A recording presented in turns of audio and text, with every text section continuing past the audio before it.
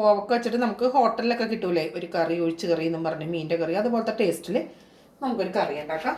മീനിൻ്റെ അതേ ടേസ്റ്റിൽ നമ്മൾ കോവക്ക വെച്ചിട്ട് വെക്കുന്ന ഒരു കറിയാണ് ഇത്. അപ്പോൾ അതിന് വേണ്ടി ഒരു വലിയ സവാളയുടെ പകുതി ഭാഗം, ഏകദേശം ഒരു 3 ടേബിൾ സ്പൂണോളം സവാള ഇട്ട് നീളത്തിൽ അരിയുക. ഇത് നമ്മൾ തേങ്ങ അരച്ചാണ് ഈ കറി വെക്കുന്നത്. അതിന് വേണ്ടിയിട്ട് ഞാനെടുത്തേക്കണം 6 ടേബിൾ സ്പൂൺ തേങ്ങ, 1.5 ടേബിൾ സ്പൂൺ മുളക് പൊടി, 3/4 ടീസ്പൂൺ മഞ്ഞൾപ്പൊടി, 6 ചുവന്നുള്ളി. 1 കിലോ കോവക്ക ഉണ്ട് കേട്ടോ. നീളത്തിലരിഞ്ഞതാണ്. ഒരു കോവക്കേനെ 4ആയി കീറിയത്.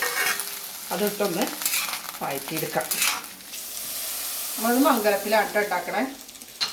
ഞാൻ ചെറിയ കഷ്ണം ഇഞ്ചി ചതച്ചത്, 2 പച്ചമുളക്, ഒരു മാങ്ങ, പുളി അനുസരിച്ച് വേണ്ട നമ്മളിതിൽ മാങ്ങ ചേർക്കണത്, കുറച്ച് വേപ്പിലയും ആവശ്യത്തിന് ഉപ്പിട്ടൊന്ന് തിളപ്പിക്കാം. ഒരു തക്കാളിയും കൂടി ചെറുതായി അരിഞ്ഞിടാം. ഹോട്ടൽ രീതിയിലുള്ള കറിയാകുമ്പോൾ തക്കാളിയൊക്കെ ചേർക്കൂട്ടോ. തേങ്ങയുടെ അരപ്പ് നന്നായി തിളച്ച് കഴിയുമ്പോൾ നമ്മൾ വാട്ടിയ കോവയ്ക്ക് സവാളയും കൂടി ചേർത്ത് കൊടുക്കാം.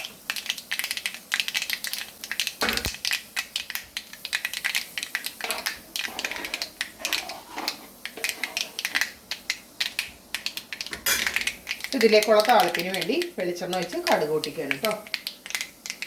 ഇനി ചുവന്നുള്ളി ചേർക്കും, പിന്നെ ഉണക്കമുളക്, വേപ്പില, വേണമെങ്കിൽ നിങ്ങൾക്ക് കുറച്ച് മുളക് പൊടിയും ചേർക്കാം.